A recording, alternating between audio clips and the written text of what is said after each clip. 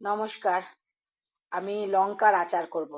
এই লঙ্কাগুলো আমি কিনে রেখেছিলাম, কয়েকটা নিয়ে মানে গ্রিন ছিল, সেগুলোকে একদম শুকিয়ে লাল করেছি, ভেতর থেকে বীজগুলো বার করে দিয়েছি। তো অনেকে করে কি বীজগুলো মশলার সাথে মিশিয়ে দেয়, তো আমি দেবো না, বীজগুলো মশলার সাথে মেশাবো না। এখানে মশলায় আছে সম পরিমাণ জিরে, সম পরিমাণ ধনে আর সম পরিমাণ মৌরি ভেজে পিষেছি।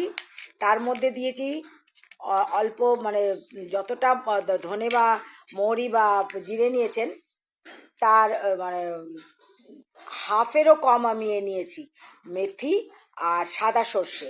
মেথি সাদা সর্ষেটাকে, মেথিটাকে ভেজেছি, কিন্তু সাদা সর্ষেটাকে জাস্ট গরম পাত্রটা ছিল যেটার মধ্যে আমি মশলা ভেজেছি, সেটার মধ্যে আমি জাস্ট রেখে দিয়েছিলাম আঁচ বন্ধ করে। তো সাদা সর্ষে, এবার তার মধ্যে মিলিয়েছি আমচুর, নুন, হলুদ, আর তেলটা গরম করে তেলটা এর মধ্যে দিয়েছি।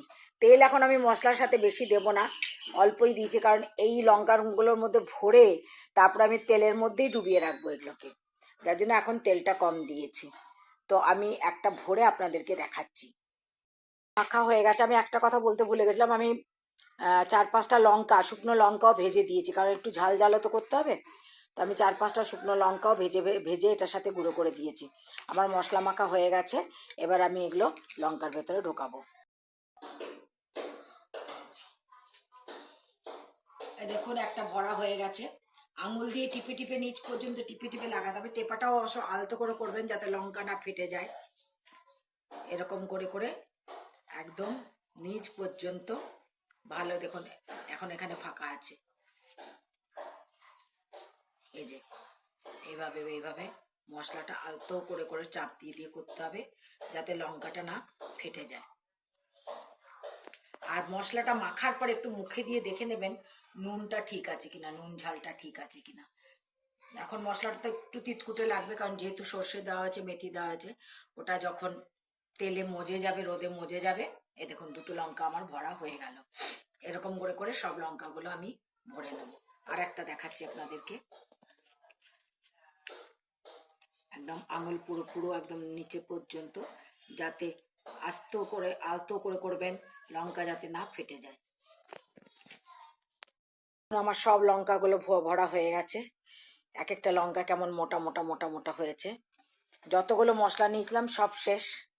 লঙ্কাগুলো তো আঙুল দিয়ে টিপে টিপে, আঙুল তো লাগাতেই হবে, চামচ দিয়ে করতে পারবেন না, আঙুল দিয়ে টিপে টিপে টিপে টিপে আমি লাগিয়েছি, ভরেছি পুরো লঙ্কাগুলো। এখানে সর্ষের তেল আমি গরম করে রেখেছি, মানে গরম করে এটাকে ঠান্ডা হতে দিয়েছি।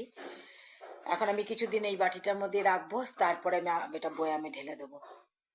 আমি এইসব আচার আমি শিখেছি আমি এয়ারফোর্সে থাকতেই। আমার হাজবেন্ড যখন এয়ারফোর্সে চাকরি করতেন, এয়ারফোর্সে তো বিভিন্ন ভাষাভাষীর, আর বিহারি, ইউপি, তারপরে এমপির লোকরা, এরা খুব, বিশেষ করে বিহারি আর ইউপির এই আচারটা খুব চলে।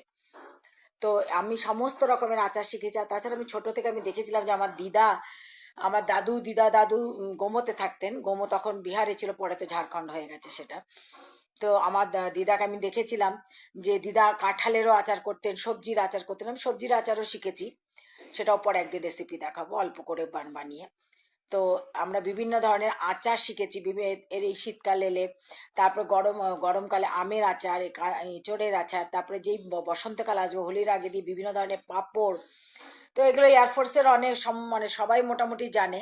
তো আমাদের বাঙালিরা এত আচার জানতাম না এসব।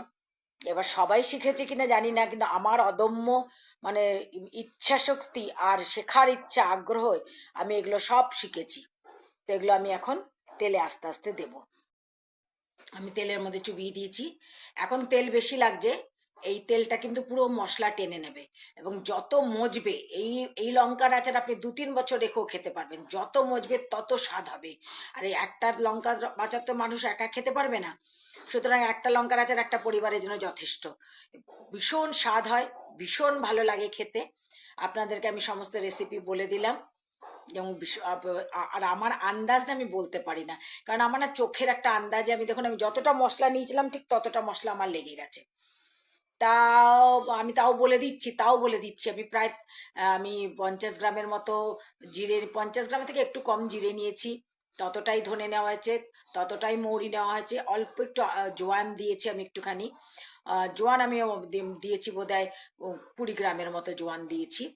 আর তারপর রয়েছে ওই 10 গ্রামের মতো মেথি দিয়েছি, 10 গ্রামের মতো সর্ষে দিয়েছি।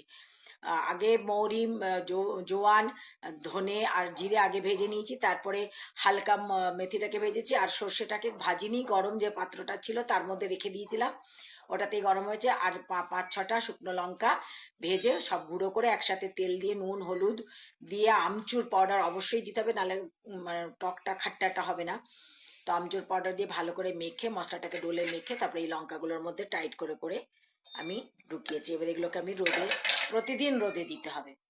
তো আপনাদের এই রেসিপি ভালো লাগলে আপনারা এই আচারটা বানিয়ে খাবেন, কারণ বাঙালিরা অনেকেই জানে না এই আচারটা। তো বানিয়ে খাবেন, আর আমাকে কমেন্টস করবেন, আমার চ্যানেলকে লাইক সাবস্ক্রাইব করবেন।